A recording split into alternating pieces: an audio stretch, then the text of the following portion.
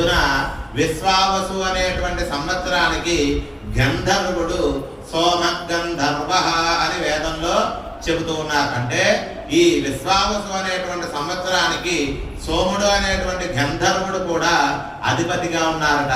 స్వామివారిని నిత్యము కూడా దేవతలు, గంధర్వులు, యక్షులు, కిన్నెరులు, కింపురుషులు అందరూ కూడా స్వామివారిని సేవిస్తూ ఉంటారు అన్నారు. కనుక ఆ స్వామివారికి విశేషమైనటువంటి మనందరం కూడా ఏ విధంగా అర్చన చేయాలి, స్వామివారిని అనుగ్రహాన్ని పొందేటువంటి విధానంలో మనందరం కూడా స్వామి భాగ్యములు అనుగ్రహింపం కోసం దర్శనం చేయాలి అని ఏ విధంగా అయితే పరితపిస్తూ ఉంటామో, సర్వ దేవతలు కూడా వెంకటరమణమూర్తి యొక్క దర్శనం కోసం స్వామివారి యొక్క ఆలయానికి విచ్చేస్తారు అని చెప్తూ ఉన్నారు. కనుక శ్రీవైకుంఠ విరక్తాయ స్వామి పుష్కరిణీతటే రమయ రమమానాయ వెంకటేశాయ మంగళం అని చెబుతూ ఉన్నారు.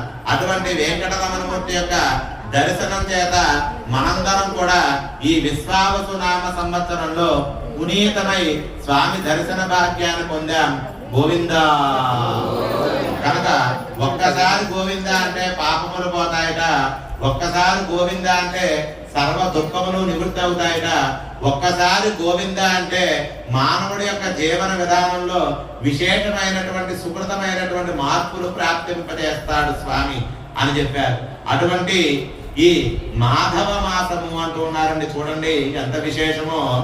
ఈ ఏదైతే చైత్ర మాసం ఉన్నదో దీన్ని మధు మాధవ మాసము అంటున్నారు. మధు అంటే తేనెట, మధు అంటే విశేషమైనటువంటి తీపితో కూడినటువంటి పదార్థము అని చెప్పి అనేకమైనటువంటి విషయములు చెబుతూ ఉన్నారు. చూడండి, నవ అంటే నూతనము అని, నవగ్రహములు అని, నవ అంటే 9 అని ఎలా అయితే సంస్కృతంలో అనేకమైనటువంటి సందర్భార్థాలు చెబుతూ ఉన్నాయో, మనం ఇప్పుడు కూడా నవ సంవత్సరంలో ఉన్న అంటే నూతనమైనటువంటి సంవత్సరంలోకి ప్రవేశించాంట. గడిచినటువంటి సంవత్సరం క్రోధి అంటూ ఉన్నారు. క్రోధము అంటే విపరీతమైనటువంటి కోపము అని అర్థం. క్రోధంతో ఉన్నాడు రా అంటారు. క్రోధము అంటే కోపం అన్నమాట. అంటే మానవులందరికీ కూడా అనేకమైనటువంటి కోపముల ద్వారా, మానవుల యొక్క ఆలోచన విధానముల ద్వారా మానవులందరికీ ఇబ్బందిదాయకమైనటువంటి సంవత్సరము అనే అర్థం చెబుతూ ఉన్నారు.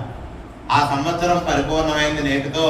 శుభ పర్యాయములతో కూడినటువంటి సంవత్సరంలోకి మనందరం కూడా ప్రవేశిస్తూ ఉన్నాము అని చెబుతున్నారు. విశ్వావసు అంటే వసు అంటే ధనంట, వసు అంటే ధనము అని చెబుతూ, సంపదలు అని చెబుతూ స్వామివారు ఈ విశ్వాన్నంతటికీ కూడా అంటే మనకి